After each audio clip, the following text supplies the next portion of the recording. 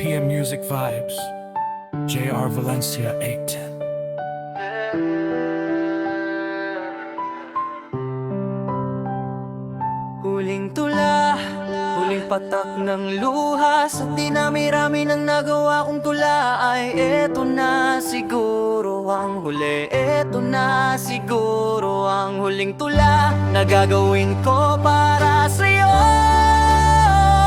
At eto na rin ang huling pagpatak ng mga luha ko nang dahil sa'yo.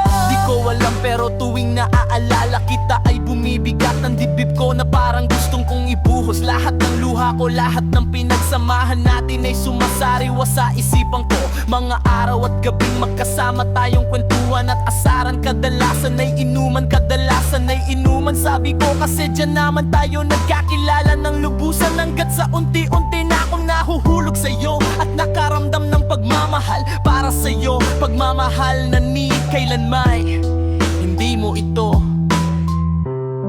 sinuklian.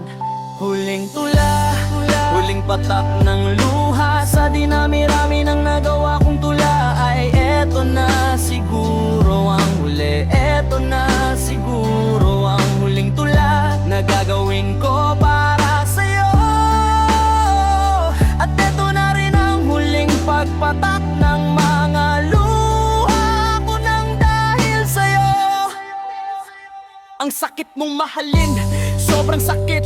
Tiniis ko ang lahat ng sakit na pinaramdam mo sa akin. Tanggap ko naman yung sakit na hindi mo ako kayang mahalin, na hindi mo kayang suklian ng pagmamahal ko sa'yo. Pero kahit ganun pa man ay patuloy pa rin kitang minahal. Dahil puso ko ang sinunod ko, hindi ang sinasabi ng mga tao sa paligid natin. Lalo na sa sinasabi ng isip ko, sinunod ko ang puso ko. Kahit alam kong ikakadurog na niya ito. Ang hindi ko lang matanggap ay ang paulit-ulit mong hindi pagrespeto sa akin bilang tao. At pagrespeto sa tirahan na naging tirahan mo na rin. Tirahan natin na ginawa mong pampalipas ng sarap sa tawag ng laman.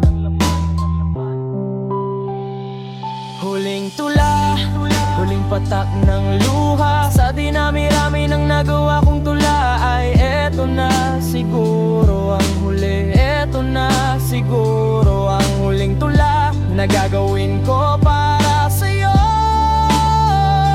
At eto na rin ang huling pagpatak ng mga luha ko nang dahil sa'yo.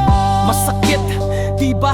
Masakit marinig, aminin mo man o hindi, pero yun ang totoo. Sa una pinalipas ko yun, pinaliwal ko yun dahil wala akong laban doon. Wala naman akong karapatang sumbatan ka dahil babae siya. At wala akong karapatan dahil wala lang naman ako sa'yo. Diba? Isang di hamak lamang na kaibigan mo. Kaibigan mo na pwede mo lang takbuhan kung kailangan mo. At uwian mo sa tuwing ginagabi ka sa mga lakad mo. Pero alam mo,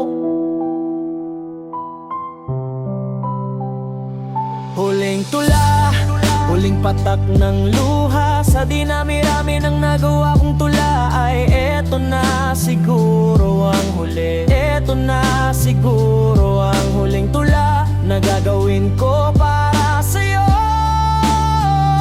At eto na rin ang huling pagpatak ng mga luha ko nang dahil sa'yo. Sa sumunod ay yun na yung hindi ko matanggap dahil pareho na kayo ng kasarian. At ang masakit pa doon ay ginawa nyo ang pangyayaring iyon na meron ako. Ganun din sa pangatlo at sa mga sumunod pa. At ang masakit sa part ko ay ako pa ang nagmukhang mali. Ako pa ang lumapas na may kasalanan. Ano ba? Isipin mo naman ang naging pagkakamali mo. Hindi lang ang sarili mo ang iniisip mo, ang selfish mo, makasarili ka dahil sarili mo lang ang iniisip mo. Hindi mo man lang ako inisip, hindi mo man lang inisip ang nararamdaman ng taong nasaktan mo. Huling tula, huling patak ng luha. Sa dinami-rami ng nagawa kong tula ay eto na siguro ang huli. Eto na siguro ang huling tula na gagawin ko para sa'yo. At eto na rin ang huling pagpatak ng mga luha